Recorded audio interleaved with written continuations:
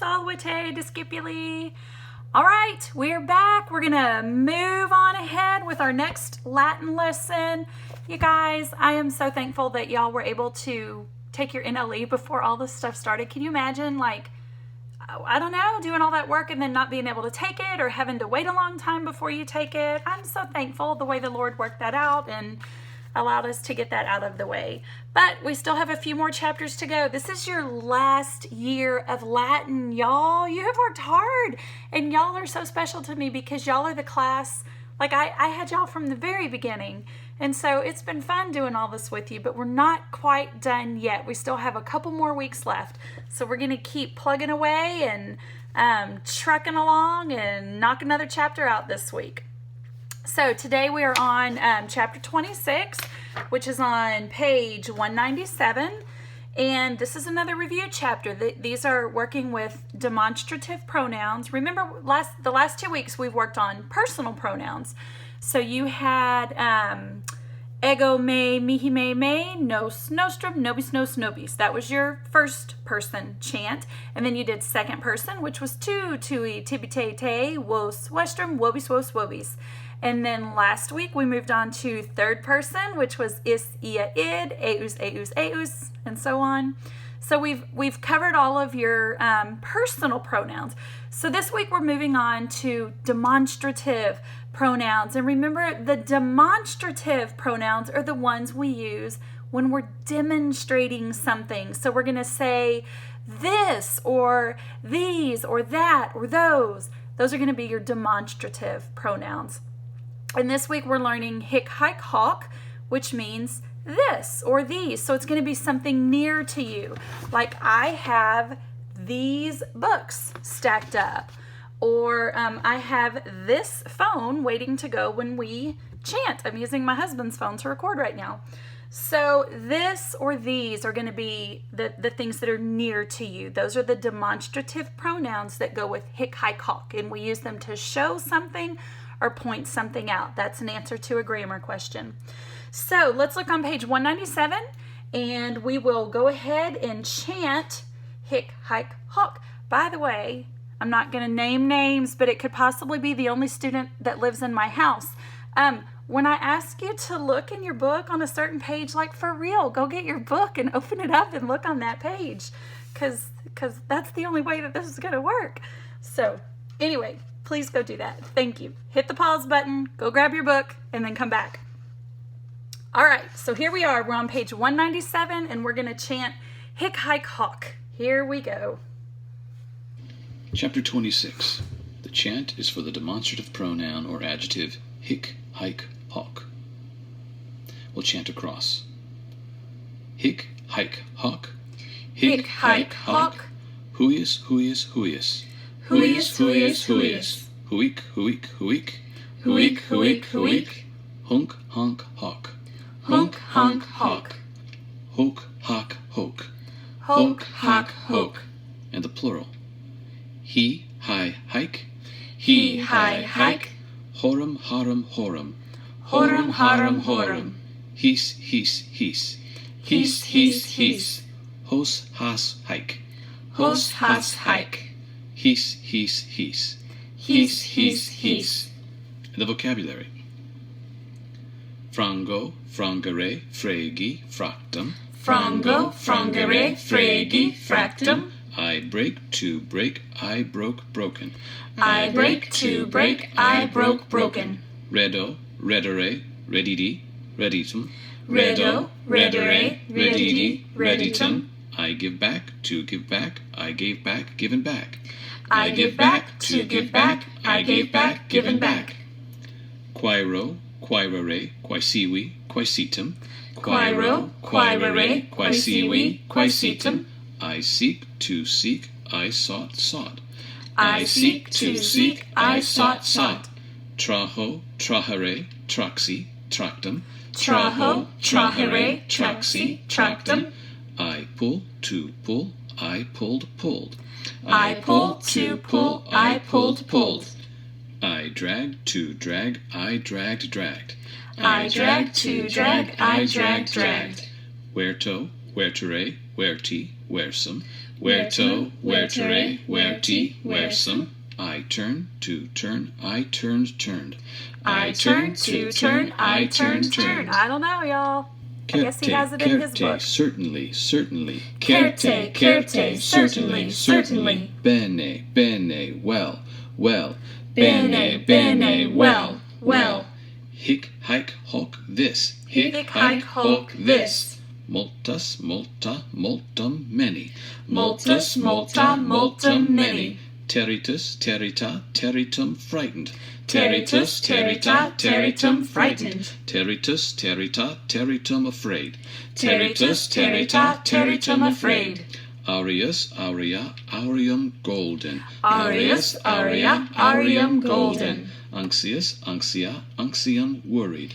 Anxious, anxia, anxium, worried. Anxious, anxia, anxium, troubled. Anxious, anxia, anxium, troubled. Aeternus, aeterna, aeternum, eternal. Aeternus, aeterna, aeternum, eternal. Aeternus, aeterna, aeternum, everlasting. Aeternus, aeterna, aeternum, everlasting. Paulus, pala, paulum, little. Paulus, pala, paulum, little. Paulus, pala, paulum, small. Paulus, pala, paulum, small. All righty, good job. So, derivatives, some of them are super obvious. Some of them you might have to look for a little bit more. The first word, frango, frangere, fragi, fractum. If you look at that fourth principal part, you can see fracture because it means to break. So if you fracture a bone, you break a bone. Also fragile. If something is really fragile, then it can break easily. So I think those are both good derivatives. The second one, redo, redere, I think it means to restore, so I think redeem would be a good derivative. The third one, it means to seek or to search for, quairo, quairere. So I think question would be a good one because if you're seeking an answer, if you're searching for an answer, you're going to ask questions. But there's another word that you may not be as familiar with, and it's called query. And I used to teach computers, and when you build a database, if you run a query, you're filtering it out, you're searching for just a certain information. And so query would be a good derivative. Colton McMahon again, the fourth word, traho, trahere, traxi, tractum. It means to pull or drag, and he said, I think tractor is a good derivative. I think he's right. I didn't see it, but he did. So tractor is probably great. Certe looks just like certainly. So, well, not just like it, but, close. So that's obvious. Bene means well, so you might think like a benefit or, I don't know. I just remember that from pre-Latin. I remember our little song that we sang about when you would ask somebody quid august, and they would either say bene, which was well, or they would say pessime, which was bad, or they would say optime, which is excellent. So bene just sticks in my mind a little bit. Down the last section for the adjectives, multus, multa, multum, many, that looks like multiple. Teritus, terita, teritum, it looks like terrified, and it means frightened or afraid. Okay, the next one, aureus, aurea, aureum, gold. You guys in Miss Bullock and Miss Durham's class have been working with your periodic table of elements. So if you wondered why in the world is gold AU, this is why. It's because of Latin. So much in science, so much in medicine, so much in law has to do with Latin words. So many words that are still used are derived directly from Latin, and this would be a perfect example. A lot of elements on the periodic table are actually from the Latin for that word.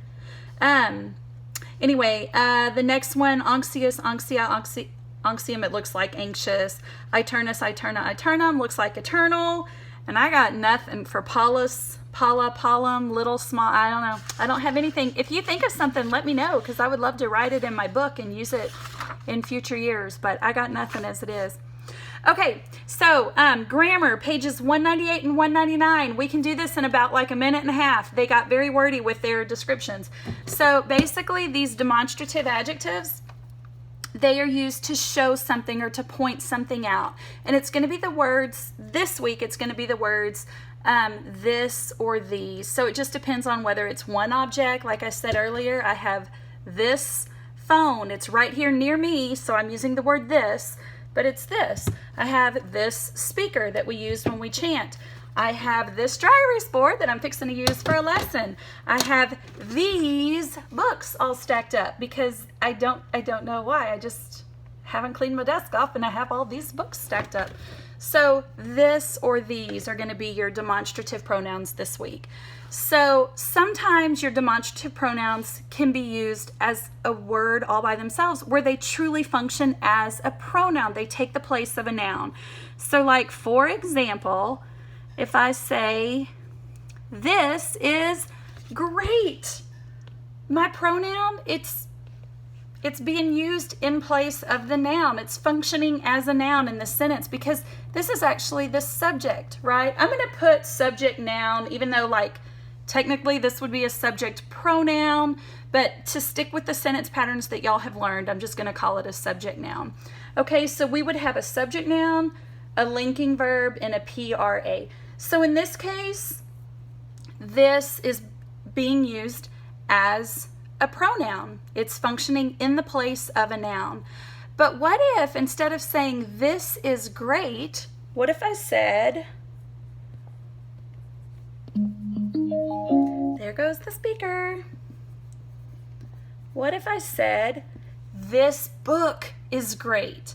Well, now it's a little bit different. I still have the same sentence pattern, but what is my subject noun now? I still have my linking verb, still have my predicate adjective, but now my subject noun is book.